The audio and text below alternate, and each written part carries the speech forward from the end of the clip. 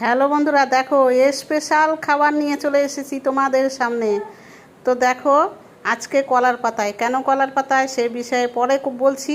এখন দেখো, এখানে মাছের কালিয়া আছে, রুই মাছের কালিয়া, এখানে মূলা শাক ভাজা, এখানে পাতায় কচুরলতি দিয়েছিলাম আর মাছ দিয়েছিলাম। দেখো পাতায় ভেজেছি, বড় ভিডিও তোমরা পেয়ে যাবে।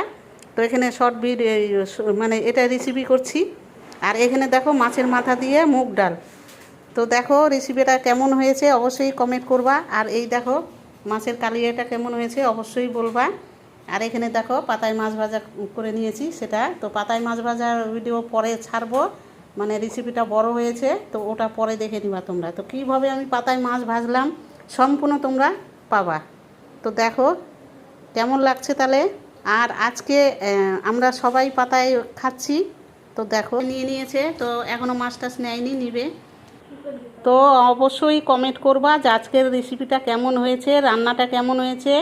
আর এই যে পাতায় পাতায় মানে খাবার যদি নেওয়া যায় তো মানে আর কি বলবো।